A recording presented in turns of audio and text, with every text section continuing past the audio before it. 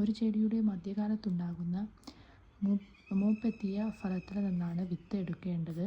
നല്ല വിളവ് ലഭിക്കാൻ ഗുണമേന്മയുള്ള വിത്ത് തിരഞ്ഞെടുക്കണം. വിത്തിൻ്റെ ഗുണമേന്മ ഉറപ്പുവരുത്താൻ വിത്തെടുക്കുന്ന ഫലം, ചെടി എന്നിവയും ഗുണമേന്മയുള്ളതായിരിക്കണം.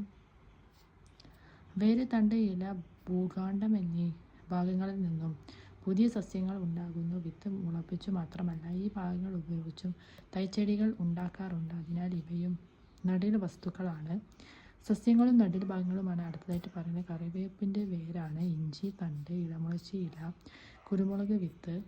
പിന്നെ അടുത്തത് കായിക പ്രജനനവും ലൈംഗിക പ്രത്യുൽപാദനവുമാണ്. ഒരു സസ്യത്തിൻ്റെ കായിക ഭാഗങ്ങളാണ് വേര്, തണ്ട്, ഇല, ഭൂകാണ്ഡം തുടങ്ങിയവയാണ്. ഇതിൽ നിന്നും പുതിയ തൈകൾ ഉണ്ടാകുന്ന പ്രക്രിയയാണ് കായിക പ്രജനനം എന്ന് പറയുന്നത്. അപ്പോൾ കായിക പ്രജനനം എന്ന് പറയുന്നത് എന്താണ്? ഒരു സസ്യത്തിൻ്റെ കായിക ഭാഗങ്ങളായ വേര്, തണ്ട്, ഇല, ഭൂഖണ്ഡം എന്നിവയിൽ നിന്നും പുതിയ തൈകൾ ഉണ്ടാകുന്ന ഈ പ്രക്രിയയ്ക്കാണ് നമ്മൾ കായിക പ്രജനനം എന്നതുകൊണ്ട് അർത്ഥമാക്കുന്നത്. പിന്നെ ഇത് ലൈംഗിക പ്രത്യുൽപാദനമാണ്. വിത്തുകൾ ഉണ്ടാകുന്നത് ലൈംഗിക പ്രത്യുൽപാദനത്തിലൂടെയാണ്. അപ്പോൾ വിത്തുകൾ ഉണ്ടാകുന്നത് ഏതിലൂടെയാണ്? ലൈംഗിക പ്രത്യുൽപാദനത്തിലൂടെയാണ് വിത്തുകൾ ഉണ്ടാകുന്നത്. വിത്ത് മുളച്ചും തൈകൾ ഉണ്ടാകും. അപ്പം വിത്ത് മുളച്ചിട്ടും തൈകൾ ഉണ്ടാകും. അടുത്തത് കായിക പ്രജനനവും ലൈംഗിക പ്രത്യുൽപാദനവുമാണ്.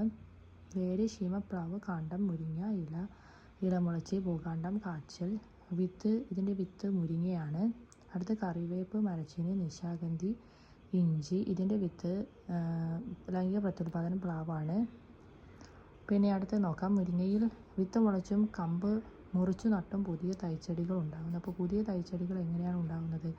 മുരിങ്ങയിൽ വിത്ത് മുളച്ചും കമ്പ് മുറിച്ചു നട്ടുമാണ് പുതിയ തൈച്ചെടികൾ ഉണ്ടാകുന്നത്. പിന്നെ ലൈംഗിക പ്രത്യുൽപാദനം വഴിയും കായിക പ്രജനനം വഴിയും പുതിയ തലമുറയെ സൃഷ്ടിക്കുന്ന സസ്യങ്ങൾക്ക് ഉദാഹരണങ്ങളാണ് അടുത്തതായിട്ട് പറയുന്നത്. ശീമക്കൊന്ന, വേപ്പ് എന്നിവയാണ് ഉദാഹരണങ്ങൾ. കൃഷി ചെയ്യുമ്പോൾ നല്ല വിത്ത് തിരഞ്ഞെടുക്കുന്നത് പോലെ പ്രധാനമാണ് നല്ല നടീൽ വസ്തുക്കളുടെ തിരഞ്ഞെടുപ്പും. അപ്പോൾ കൃഷി ചെയ്യുമ്പോൾ ഏതാണ് വിത്ത് തിരഞ്ഞെടുക്കുന്നത്? അതിൽ പ്രധാനം എന്ന് പറയുന്നത് നല്ല നടീൽ വസ്തുക്കളുടെ തിരഞ്ഞെടുപ്പാണ്. പിന്നെ ഗുണമേന്മയുള്ള സസ്യങ്ങളിൽ നിന്ന് നടീൽ വസ്തുക്കൾ തിരഞ്ഞെടുക്കാൻ പ്രത്യേകം ശ്രദ്ധിക്കണമെന്നാണ് പറയുന്നത്. ഫലങ്ങളും വിത്തുകളും ഉണ്ടാകുന്നത് പരാഗണം വഴിയാണ്. അപ്പോൾ ഫലങ്ങളും വിത്തുകളും ഉണ്ടാകുന്നത് ഏത് വഴിയാണെന്ന് ചോദിച്ചു കഴിഞ്ഞാൽ പരാഗണം വഴിയാണ് ഉണ്ടാകുന്നത്. ചെമ്പരത്തി, മരച്ചീനി, മധുരക്കിഴങ്ങ് തുടങ്ങിയവയുടെ കാണ്ഡം എളുപ്പത്തിൽ മുളയ്ക്കുന്നു. അപ്പോൾ എളുപ്പത്തിൽ മുളയ്ക്കുന്ന ഏതൊക്കെയിൽ നിന്നാണ് എളുപ്പത്തിൽ മുളയ്ക്കുന്നത്?